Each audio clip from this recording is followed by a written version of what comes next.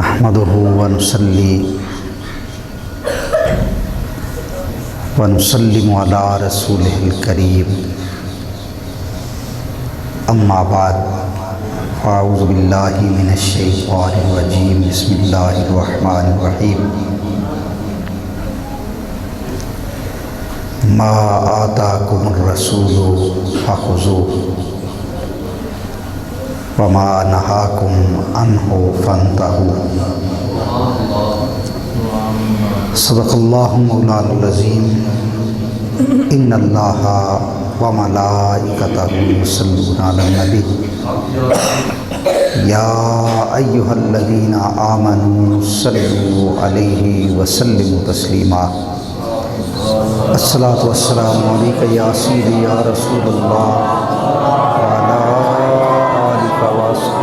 یا سیدی یا حبیب اللہ الصلاۃ والسلام علیکہ یا سیدی یا رسول اللہ۔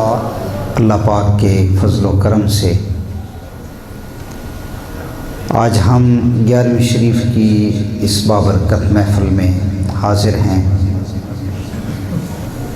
دعا ہے اللہ رب العالمین سب کی حاضری اپنی بارگاہ میں قبول و منظور فرمائے اور اس محفل پاک کی برکتیں رحمتیں لوٹنے کی توفیق عطا فرمائے۔ حضرات محترم، جس ہستی کے نام سے 11ویں شریف کی نسبت ہے حضور سیدنا شیخ غوث الاعظم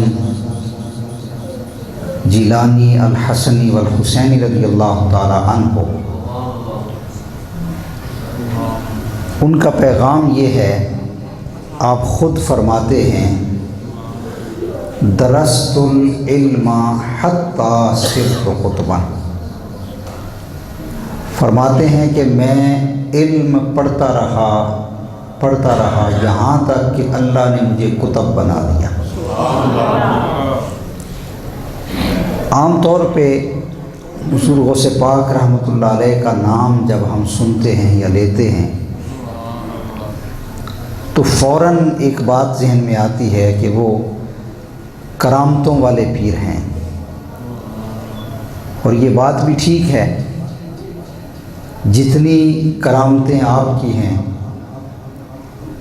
آپ کے مقابلے میں جو اولیاء اللہ ہیں ان کی کرامتیں اتنی زیادہ نہیں ہیں اور نہ ہی بیان کی جاتی ہیں۔ یہی وجہ ہے کہ آپ کو غوث الاعظم کہا جاتا ہے،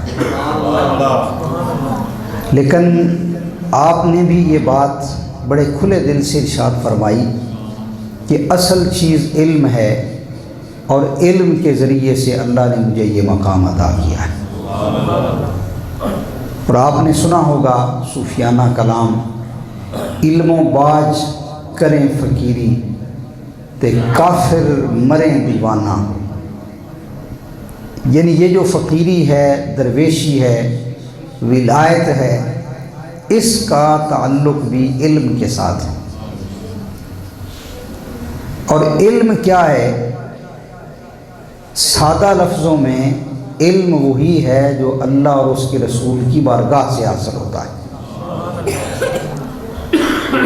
تو آج کی اس محفل میں بھی میں آپ کو ایک حدیث پاک سنانا چاہتا ہوں، بلکہ یاد کرانا چاہتا ہوں، تاکہ آپ جب یہاں سے اٹھ کر جائیں تو آپ کے دامن میں یا اللہ کا قرآن ہو یا رسول اللہ کا فرمان۔ اللہ کریم نے قرآن مجید میں ایک بڑا زبردست اصول عطا فرمایا، ارشاد ہوتا ہے کہ میرا محبوب جو کچھ تمہیں دے وہ لے لو، ما آتاکم الرسول فخذوہ، میرا نبی، میرا رسول، میرا محبوب جو کچھ تمہیں دے وہ لے لو، وما نہاکم عنہ فانتہوا، اور جس سے منع کرے اس سے رک جاؤ۔ اگر اس ایک اصول کو ہی اپنا لیا جائے تو سارے کا سارا دین اس کے اندر آ جاتا ہے۔ جس چیز کا اللہ کے محبوب حکم دے رہے ہیں اس کو اپنا لو، اور جس سے منع کر رہے ہیں اس سے رک جاؤ۔ آج جو حدیث پاک میں آپ کے سامنے بیان کرنے جا رہا ہوں،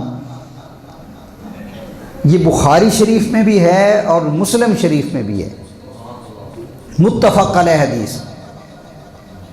آخر دو جہاں نبی رحمت صلی اللہ تعالیٰ علیہ وآلہ وسلم ارشاد فرماتے ہیں، سبعۃ یظلھم اللہ فی ظلہ یوم لا ظل الا ظلہ۔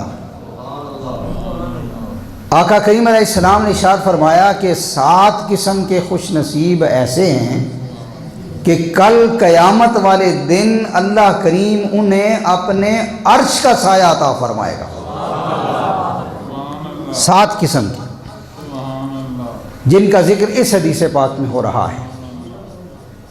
اب وہ 7 کون ہیں؟ اور پھر یہ بھی فرمایا کہ اس دن اللہ کے عرش کے سائے کے سوا کوئی سایہ نہ ہوگا۔ پہلے نمبر پہ ارشاد فرمایا امام عادل، عدل کرنے والا حکمران۔ ایسا حکمران جو عدل کرتا ہے، جو انصاف کرتا ہے، آقا علیہ السلام نے فرمایا کل میرا رب اسے عرش کا سایہ عطا فرمائے گا۔ اب تھوڑا سا غور کریں، اللہ کے نبی نے پہلے نمبر پہ کسی عالم کا، کسی متقی کا، کسی خطیب کا، کسی امام کا ذکر نہیں کیا، بلکہ امام عادل یعنی عدل کرنے والا حکمران، اس کا ذکر کیا۔ وجہ کیا ہے؟ وجہ یہ ہے کہ جب کوئی بادشاہ عدل کرتا ہے، انصاف کرتا ہے، اس کا فائدہ ایک بندے کو نہیں ہوتا، بلکہ اس ملک کے اندر جتنے لوگ رہتے ہیں سب کو اس کا فائدہ ہوتا ہے، تو اللہ کریم سب کی طرف سے اس کو اجر عظیم عطا فرماتا ہے۔ آپ مثال لے لیں پاکستان کی، اگر ہمیں کوئی عادل حکمران نصیب ہو جائے اور 22 کروڑ کم و بیش لوگ یہاں رہتے ہیں، اور انصاف 22 کروڑ لوگوں کو ملے، تو 22 کروڑ لوگوں کی طرف سے جو نیکیاں اور اجر ہے وہ اللہ کریم اس کو عطا فرمائے گا۔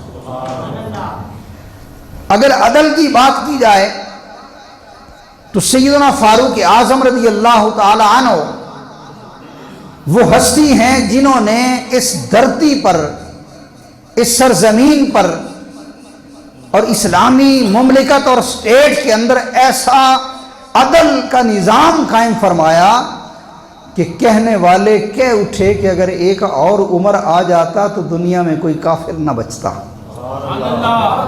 ہر کوئی مسلمان ہوتا اور ہر کوئی کلمہ پڑھ رہا ہوتا۔ تو بہرحال حضرت فاروق اعظم رضی اللہ تعالیٰ عنہ جب بیت المقدس فتح ہوا، وہاں سے واپس آ رہے ہیں، راستے میں ایک جھونپڑی ہے، وہاں ایک بوڑھی عورت موجود ہے، آپ اس کے پاس آ گئے، اس سے سلام دعا ہوا، اس کی خدمت خاطر کی۔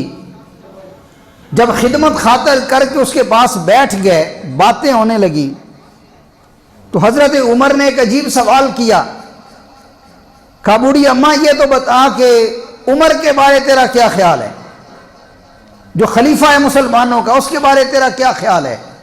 اب وہ عورت نہیں جانتی تھی کہ میرے سامنے خلیفہ بیٹھا ہے۔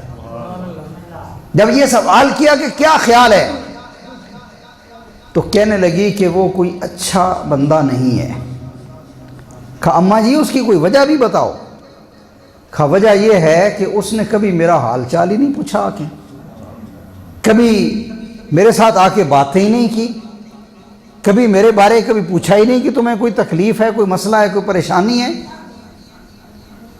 حضرت فاروق اعظم رضی اللہ تعالیٰ عنہ آپ اس بوڑھی اماں سے کہتے ہیں، اماں وہ ایک امیر ہے، امیر المومنین ہے، اور اتنے زیادہ لوگ ہیں، وہ کس کس کی جا کے خبر لے اور کس کس کا حال پوچھے؟ کیا ایک بندے کے لیے ایسا کرنا ممکن ہے؟ آپ فرماتے ہیں کہ اس بوڑھی نے جو جواب دیا اس نے میرے رونگٹے کھڑے کر دیے۔ اس بوڑھی نے کہا کہ اے مسافر، اگر عمر میرا حال نہیں پوچھ سکتا یا اپنی رعایا کا خیال نہیں رکھ سکتا تو اسے امیر المومنین بننے کا کوئی حق حاصل نہیں ہے۔ وہ اس قابل ہی نہیں ہے کہ وہ مسلمانوں کا خلیفہ بن سکے، اور اگر وہ خلیفہ ہے تو اسے ہر ایک کا جا کے حال پوچھنا چاہیے۔ آپ فرماتے ہیں اس دن مجھے پتا چلا کہ امیر المومنین کیا ہوتا ہے، خلیفہ کیا ہوتا ہے۔ فاروق اعظم رضی اللہ تعالیٰ عنہ اس بوڑھی اماں سے کہتے ہیں، اماں جان چلو عمر تو وہاں بیٹھا ہے، مدینے میں ہوتا ہے، بوڑھی اماں وہ تو اکیلا آدمی ہے، اچھا چلو یہ بتاؤ کہ میں آپ کے سامنے بیٹھا ہوں، میرے بارے کیا خیال ہے؟ بوڑھی اماں کہتی ہے بیٹا تو بڑا اچھا ہے، تو بڑا نیک انسان ہے، تو نے میرا حال چال پوچھا ہے، تو نے میری خدمت کی ہے، میرے گھر کی صفائی کی ہے، میرے لیے پانی بھر کے رکھا ہے، تو بڑا اچھا انسان ہے۔ کہا اماں اگر میں تمہیں پسند آیا ہوں نا تو میں ایک سفارش کرتا ہوں، سفارش یہ کرتا ہوں کہ میری وجہ سے عمر کو معاف کر دے، عمر کو معاف کر دے۔ اس عورت نے کہا ٹھیک ہے بیٹا، اگر تو کہتا ہے تو میں اس عمر کو معاف کرتی ہوں۔ اور ساتھ ایک جملہ کہا کہ کاش عمر کی بجائے تو امیر المومنین ہوتا اور تو مسلمانوں کا خلیفہ ہوتا۔ جب یہ ساری بات ہو چکی تو اس وقت اس بوڑھی اماں کو بتایا، اماں جس بندے سے تو باتیں کر رہی ہے وہی تو عمر بن خطاب ہے، وہی امیر المومنین ہے، اور وقت کا خلیفہ تیرے سامنے بیٹھا ہے۔ تو آپ نے ایسے ہی تو نہیں کہا تھا کہ اگر دریا کے کنارے کوئی بھوکا کتا مر جائے تو اس کے بارے میں بھی عمر سے سوال کیا جائے گا اور عمر سے پوچھا جائے گا۔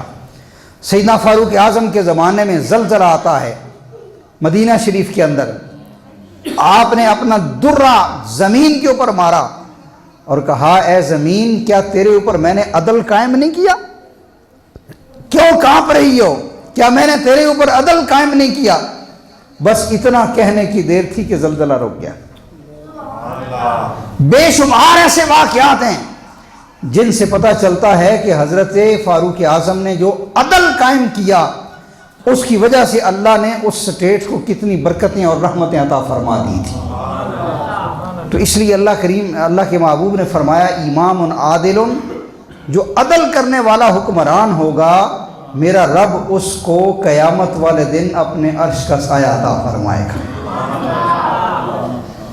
ہم کیا کرتے ہیں، ہم عام طور پہ یہاں بیٹھ کے ہر بندہ جی وزیر اعظم ایسا ہے، اس نے جی یہ کر دیا ہے وہ کر دیا ہے۔ بھئی بات یہ ہے کہ اس کو ہم برا بھلا کہیں یا نہ کہیں، ہمیں بھی اللہ کریم نے ایک درجے کا حکمران بنایا ہے۔ اللہ کے محبوب نے ارشاد فرمایا کلکم راعٍ وکلکم مسئول عن رعیتہ، لوگوں تم میں سے ہر ایک نگہبان ہے اور ہر ایک سے اس کی رعایا کے بارے میں پوچھا جائے گا۔ اب سوال یہ پیدا ہوتا ہے کہ ہر ایک کس طرح نگہبان ہے؟ تو آئیے میں بتاتا ہوں۔ اگر ایک استاد ہے تو وہ شریف اپنے جو ہے وہ بچوں کے بارے میں، اسٹوڈنٹس کے بارے میں اس سے پوچھا جائے گا۔ باپ ہے، اولاد کے بارے میں پوچھا جائے گا۔ کسی فیکٹری کا مالک ہے، اس سے اس کے ملازمین کے بارے میں پوچھا جائے گا۔ کوئی چودھری ہے، وڈیرا ہے، اس کے پاس مزیرے ہیں، ان کے بارے میں پوچھا جائے گا۔ اب کوئی شخص اٹھ کے کہہ سکتا ہے کہ جناب میں تو ابھی ان ذمہ داریوں میں داخل ہی نہیں ہوا، تو کیا مجھ سے بھی کوئی سوال جواب ہوگا؟ ہاں آؤ میں بتاتا ہوں۔ ہر شخص نے یہ سر سے لے کر پاؤں تک اللہ نے جو اس کو سلطنت عطا کی ہے، اس سلطنت کے بارے میں اپنے رب کو جا کے جواب دینا ہے۔ کل رب پوچھے گا اے بندے تو نے اپنے ہاتھوں سے کیا کام کیے، اپنی آنکھوں سے کیا کام کیے، اپنے پاؤں سے کیا کام کیے، اور اس دن کیفیت کیا ہوگی؟ الیوم، اس دن کیا ہوگا کہ انسان کے پاؤں گواہی دیں گے، انسان کے ہاتھ گواہی دیں گے، جو کچھ انہوں نے کیا ہوگا اللہ کی بارگاہ میں یہ کھول کھول کر بیان کریں گے۔ تو اس کا مطلب یہ ہوا کہ ہر انسان اپنے اپنے درجے میں ایک حکمران ہے اور اس سے اس کی رعایا کے متعلق پوچھا جائے گا۔ تو جو اس امتحان میں پاس ہو جائے گا، اللہ کے نبی نے فرمایا میرا رب اس کو عرش کا سایہ عطا فرمائے گا۔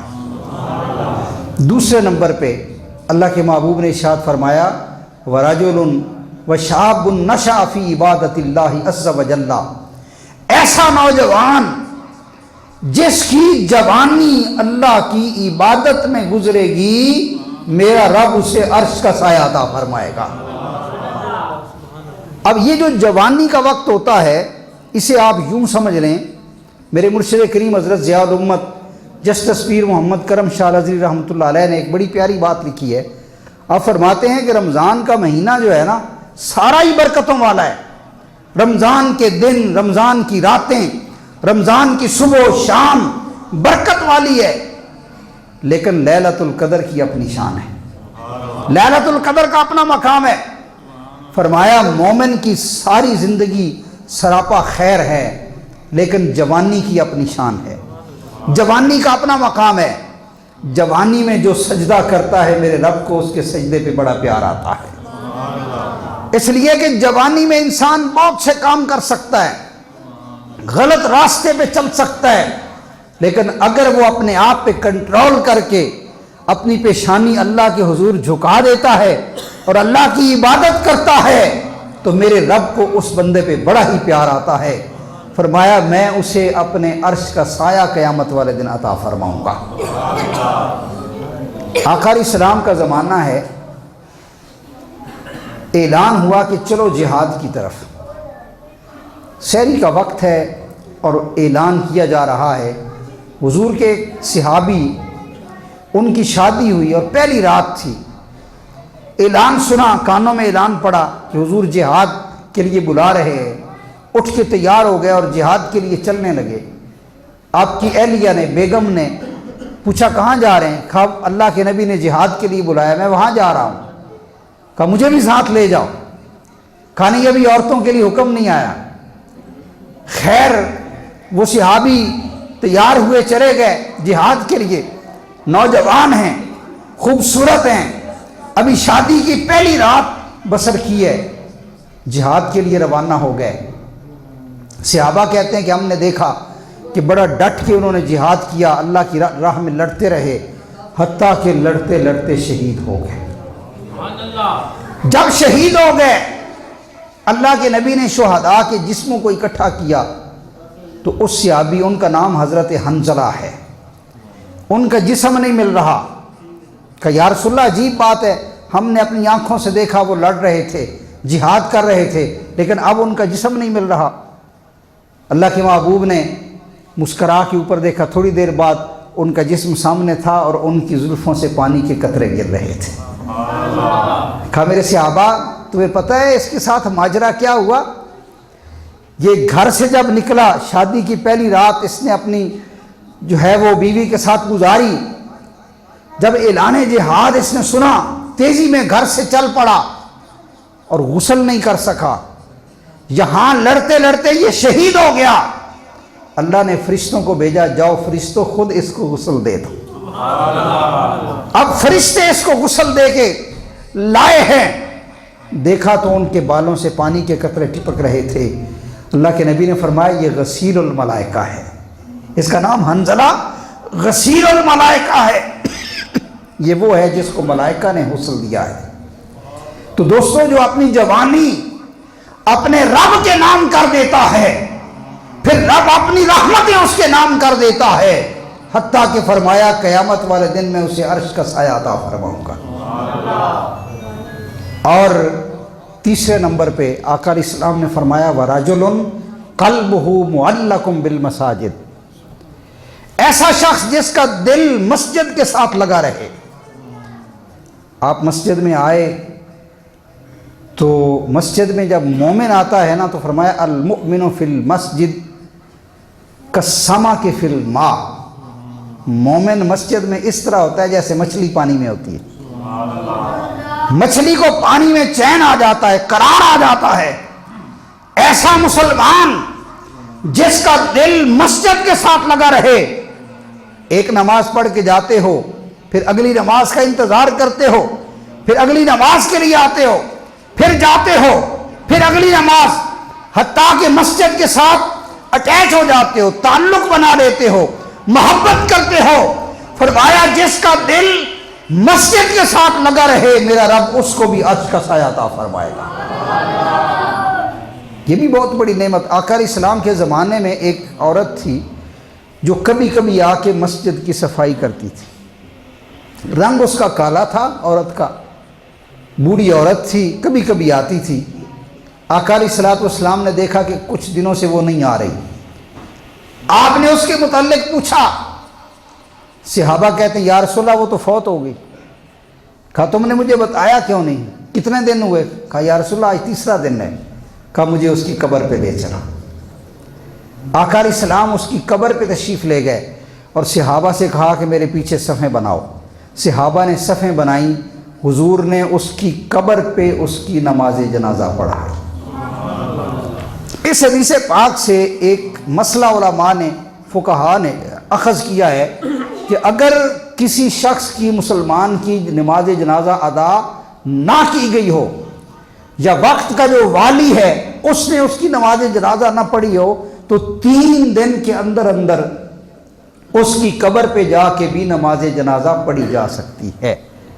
تو آقا علیہ السلام نے قبر پہ جا کر اس کی نماز جنازہ پڑھائی، یہ پیغام دے دیا کہ جو مسجد سے محبت کرتا ہے اس سے خدا بھی محبت کرتا ہے، مصطفیٰ بھی محبت کرتا ہے۔ اس لیے فرمایا جس کا دل مسجد سے لگا رہے، اللہ کریم اسے عرش کا سایہ عطا فرمائے گا۔ اور چوتھے نمبر پہ فرمایا وَرَجُلَانِ تَحَابَّا فِي اللَّهِ اجْتَمَعَا عَلَيْهِ وَتَفَرَّقَا عَلَيْهِ، ایسے 2 بندے جو اللہ کی رضا کے لیے محبت کرتے ہیں، ان کا اکٹھا ہونا بھی اللہ کی رضا کے لیے، ان کا جدا ہونا بھی اللہ کی رضا کے لیے۔ اب میں یہاں آیا اللہ کی رضا کی خاطر، آپ یہاں آئے اللہ کی رضا کی خاطر، ہمارا کوئی دنیاوی لین دین نہیں ہے۔ زندگی میں ہر ایسا کام جب 2 مسلمان بھی اکٹھے ہو جائیں یا 2 سے زیادہ اکٹھے ہو جائیں اور ان کا اکٹھا ہونا بھی اللہ کی رضا کے لیے ہو، جدا ہونا بھی اللہ کی رضا کے لیے ہو، فرمایا ان دونوں کے لیے خوشخبری ہے کہ اللہ کریم انہیں قیامت والے دن عرش کا سایہ عطا فرمائے گا۔ پچھلی امتوں کا واقعہ ہے، ایک آدمی کسی بستی میں گیا اور بستی میں جب داخل ہونے لگا تو اللہ نے ایک فرشتہ بھیج دیا انسانی صورت میں، جس نے اس کا راستہ روک لیا اور آنے والے سے پوچھا کہ کہاں جا رہے ہو؟ اس نے کہا میں اس بستی میں جا رہا ہوں، فلاں بندے سے ملنا ہے، نصر اللہ صاحب سے ملنا ہے، مثال لے لیں۔ اب انہوں نے کہا کیا تمہارا اس کے ساتھ کوئی لین دین ہے جو چکانے جا رہے ہو؟ کہا نہیں، لین دین تو کوئی نہیں ہے۔ کیا اس نے تمہارے اوپر کوئی احسان کیا ہے جس کا بدلہ چکانے جا رہے ہو؟ کہا نہیں، ایسی کوئی بات نہیں ہے۔ کہا پھر کیوں جا رہے ہو؟ کہا صرف اللہ کی رضا کے لیے جا رہا ہوں، اللہ کو راضی کرنے کے لیے جا رہا ہوں، اس سے ملنے، اس کا دل خوش ہوگا، اللہ خوش ہو جائے گا، اللہ کی رضا کے لیے جا رہا ہوں۔ جب اس نے یہ لفظ کہے تو اس فرشتے نے کہا کہ میں انسان نہیں، میں تو اللہ کا بھیجا ہوا فرشتہ ہوں، تمہارے لیے خوشخبری ہے، اگر تم اللہ کی رضا کے لیے اپنے بھائی سے ملنے کے لیے جا رہے ہو تو خوشخبری سن لو، اللہ نے تیرے گناہوں کو معاف کر دیا ہے۔ آج ہم اس کے گھر جاتے ہیں جو ہمارے گھر آئے، سگے بھائیوں میں آج یہ معاملے ہو گئے، برادریوں میں یہ معاملے ہو گئے، پڑوسیوں میں، کاروبار کے اندر، شریک لوگوں کے اندر یہ معاملات ہو گئے۔ وہ میرے پاس آئے گا تو میں ادھر جاؤں گا، وہ میرا حال پوچھے گا تو میں اس کا حال پوچھوں گا، وہ میری شادی میں آئے گا تو بھاجی کے طور پہ میں بھی ادھر چلا جاؤں گا۔ اللہ کے نبی نے فرمایا کہ معیار یہ نہ رکھو، معیار یہ رکھو جو کام بھی کرتے ہو یہ سوچ کے کرو کہ میرا رب بھی راضی ہو جائے، میرا مصطفیٰ بھی راضی ہو جائے۔ تو جب یہ ذہن لے کر جاؤ گے، یہ ذہن لے کر کام کرو گے، تمہارا کام مقبول بھی ہو جائے گا اور اللہ اور اس کا رسول تم سے پیار بھی فرمائے گا اور اللہ کریم اپنے عرش کا سایہ بھی عطا فرمائے گا۔ 5ویں نمبر پہ اللہ کے نبی نے ارشاد فرمایا وَرَجُلٌ دَعَتْهُ امْرَأَةٌ ذَاتَ مَنْصَبٍ وَجَمَالٍ فَقَالَ إِنِّي أَخَافُ اللَّهَ۔ آقا علیہ السلام نے فرمایا کہ ایسا نوجوان، ایسا آدمی جس کو کوئی عورت دعوت گناہ دے، اور عورت کو بھی آگے اس کو ڈیفائن کیا، اس بتایا کون سی عورت، ذات منصب و جمال، عورت بھی خوبصورت ہے، حسن و جمال والی ہے اور خاندانی عورت ہے۔ دیکھیں نا، جو بدصورت عورت ہے اگر اس طرف تو کسی کی توجہ نہیں جائے گی، اور جو خاندانی آدمی ہے اس کی نظر بھی صرف خاندانی عورت کی طرف جائے گی، دوسری عورتوں، بازاری عورتوں پہ اس کی نظر نہیں جائے گی۔ تو آقا علیہ السلام نے فرمایا اگر ایسا ہو جائے کہ خاندانی عورت ہے، حسن و جمال والی عورت ہے، اور وہ دعوت گناہ دے رہی ہے اور گناہ کرنے کا موقع بھی میسر ہے، لیکن وہ اللہ کا بندہ اس کی دعوت گناہ کو قبول نہیں کرتا، بلکہ اللہ سے ڈر جاتا ہے، اللہ کے خوف کی وجہ سے وہ اس دعوت کو رد کر دیتا ہے، اپنے دامن کو پاک رکھتا ہے، اپنی شرمگاہ کی حفاظت کرتا ہے، اپنی نظر کی حفاظت کرتا ہے، فرمایا کل قیامت والے دن اللہ کریم اسے عرش کا سایہ عطا فرمائے گا۔ حضرت فاروق اعظم رضی اللہ تعالیٰ عنہ کے دور میں ایک نوجوان تھا، وہ نوجوان بڑا متقی تھا، بڑا نیک تھا، بڑا پرہیزگار تھا۔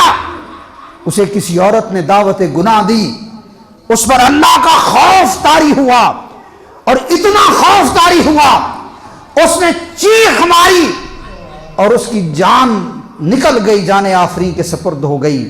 سیدنا فاروق اعظم رضی اللہ تعالیٰ عنہ نے اس کی نماز جنازہ پڑھائی، اس کی تدفین ہوئی، آپ اس کی قبر پہ تشریف لائے اور قبر کی طرف اشارہ کر کے کہا اے نوجوان، میرے رب کا وعدہ یہ ہے وَأَمَّا مَنْ خَافَ مَقَامَ رَبِّهِ جَنَّتَانِ، جو اپنے رب کے سامنے کھڑا ہونے سے ڈر گیا، میرا رب ایک نہیں اسے 2 جنتیں عطا کرے گا، تیری جنت کے 2 باغات عطا کرے گا، 2 جنتیں عطا کرے گا۔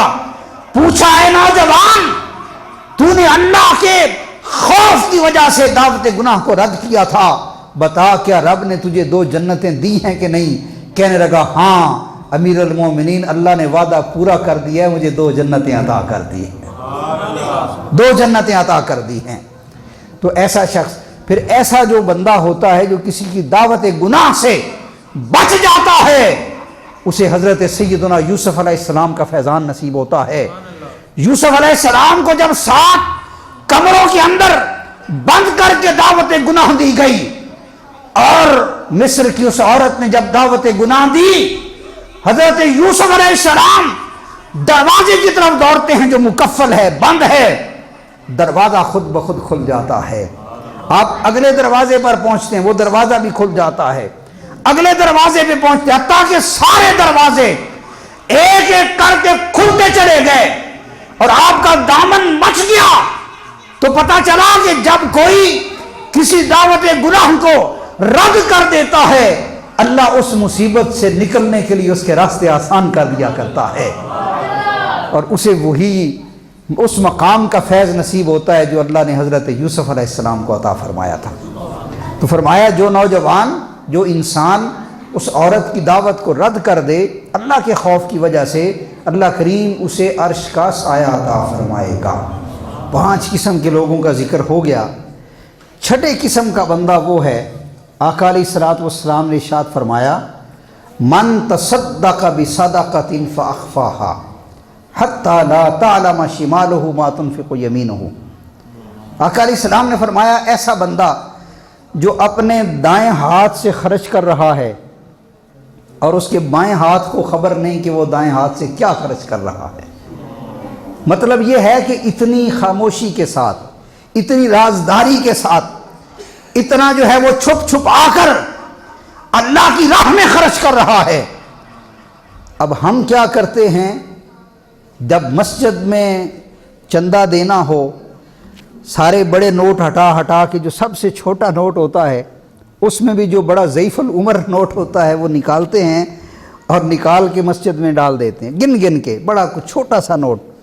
فقیر کو دینا ہو بڑے سارے نوٹ ہٹا کے چھوٹا سا نوٹ یا سکہ تلاش کرتے ہیں، بس وہ اس کو دے دیا اور سمجھا ہم نے بڑا کام کر دیا۔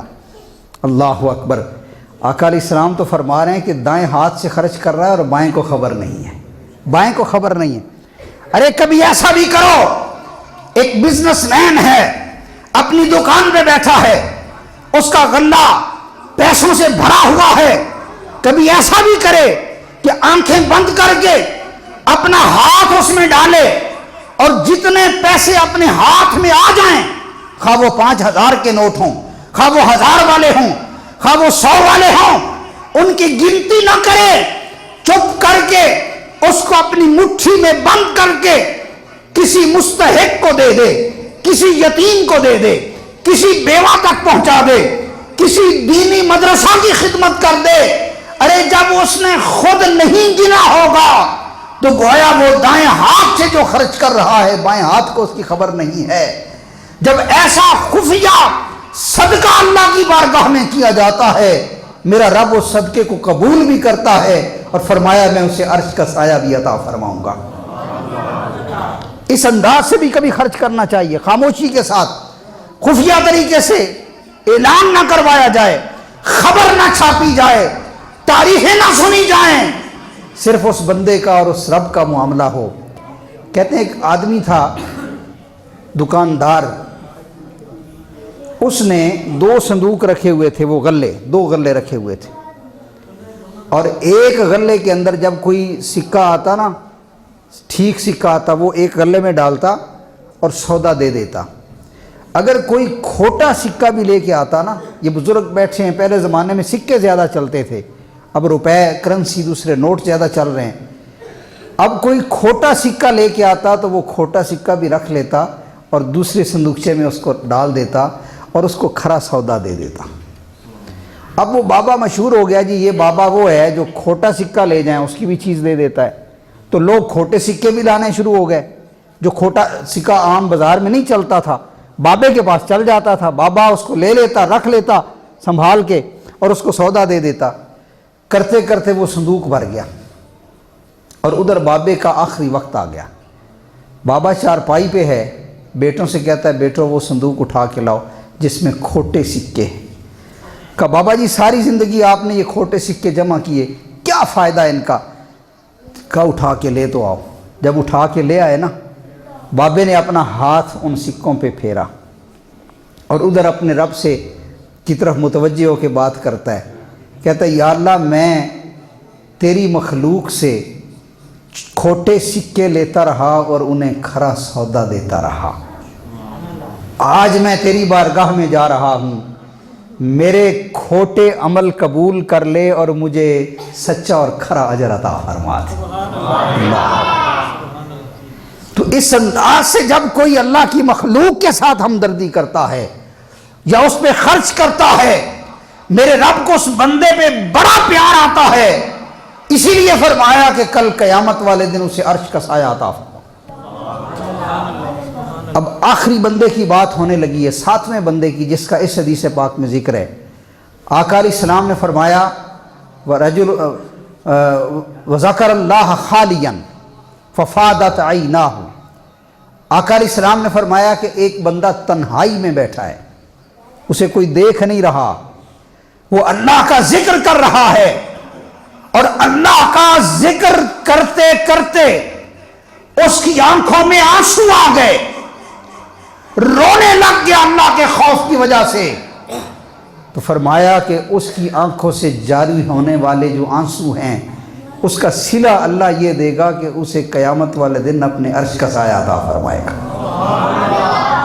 صحابہ کرام کے بارے میں یہ منقول ہے کہ جب مسجد نبوی شریف کے اندر بیٹھ کر اللہ کا ذکر کرتے تو گزرنے والے سمجھتے تھے کہ یہ کوئی دیوانے ہیں جو اندر بیٹھ کے کچھ کر رہے ہیں، گویا اللہ کے ذکر کے لیے دیوانہ کہنے والے دیوانہ کہتے رہے، تم اپنے رب کے ذکر کے اندر مشغول ہو جاؤ، یہ ذکر اس کو اتنا پیارا ہے کہ کل قیامت والے دن تمہیں اٹھا کے اللہ کے عرش کے نیچے کھڑا کر دے گا۔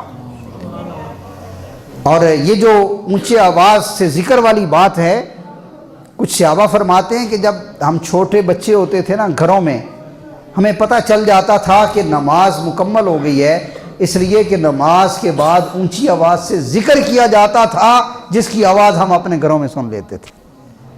آج جب ذکر کیا جاتا ہے نا اونچا، تو کچھ لوگ کہتے ہیں اونچا ذکر کیوں کرتے ہو، رب تو سنتا ہے، دل میں کیوں نہیں کرتے؟ تو اس کی دلیل یہ ہے کہ حضور کے زمانے میں اتنا اونچی آواز سے ذکر ہوتا تھا کہ گھروں تک اس کی آواز جاتی تھی اور پتہ چل جاتا تھا کہ اب نماز مکمل ہو گئی ہے، اب اللہ کا ذکر ہو رہا ہے۔ ایک آخری ایمان افروز بات بیان کر کے گفتگو ختم کرتا ہوں۔ اللہ کے ایک ولی تھے، وہ جب مسجد میں جاتے تو سب سے پہلے مسجد میں پہنچتے، سحری کے وقت دروازہ کھولتے، مسجد میں جا کے تہجد ادا کرتے۔ ایک دن انہوں نے دیکھا، وہ مسجد میں آئے تو مسجد کا دروازہ کھلا ہے، بڑے حیران ہوئے کہ مجھ سے پہلے کون آ گیا۔ ہاں، اس سے پہلے ایک تھوڑی سی بات یہ ہے کہ وہ ایک دن گلی سے گزر رہے ہیں، دیکھا کہ ایک شرابی ہے اور شراب میں دھت پڑا ہوا ہے، اس کو ہوش نہیں ہے، اور اس کے منہ سے شراب کی وہ جو رالیں ہیں وہ ٹپک رہی ہیں اور بدبو آ رہی ہے، لیکن اس کے لب ہل رہے ہیں۔ آپ اس کے قریب گئے، جب کان لگا کے سنا تو وہ اللہ کا ذکر کر رہا تھا۔ بڑا تعجب ہوا کہ ہے شرابی، شراب پی ہوئی ہے اس نے اور اللہ کا ذکر کر رہا ہے۔ وہ دوڑ کے گئے، پانی لے کے آئے اور پانی سے اس کے منہ کو صاف کیا، اس کو کلیہ کرائی، اس کے منہ کو صاف کیا تاکہ یہ صاف منہ سے میرے اس پاک رب کا نام بلند کرے۔ اب وہ اگلے دن جب تہجد کے لیے مسجد میں پہنچے تو دیکھا مسجد کا دروازہ کھلا ہے، اندر گئے تو ایک آدمی سر سجدے میں رکھ کے عبادت کر رہا ہے اللہ کی۔ جب قریب جا کے غور سے دیکھا تو وہ کل والا شرابی تھا۔ بڑے حیران ہوئے، اللہ کی بارگاہ میں متوجہ ہوئے، مولا یہ کل کا شرابی آج کا تہجد گزار کیسے بن گیا؟ تو غیب سے آواز آئی، اے میرے بندے، تو نے میری محبت میں اس کے منہ کو صاف کیا، میں نے تیری محبت میں اس کے دل کو صاف کر دیا۔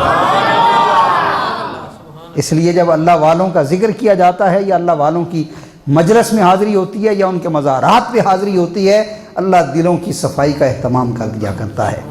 آج ہم 11ویں والے پیر کا ذکر کیوں کرتے ہیں؟ اس لیے کہ ان اہل اللہ کا ذکر کرنے سے دلوں کو پاکیزگی حاصل ہوتی ہے۔ دعا ہے اللہ رب العالمین ہمیں اس حدیث مبارکہ کے اوپر کما حقہ عمل کی توفیق عطا فرمائے، اور ہمیں بھی ان 7 قسم کے لوگوں میں سے بنا دے جنہیں اللہ کریم اپنے عرش کا سایہ عطا فرمائے گا۔ وما علینا الا البلاغ المبین۔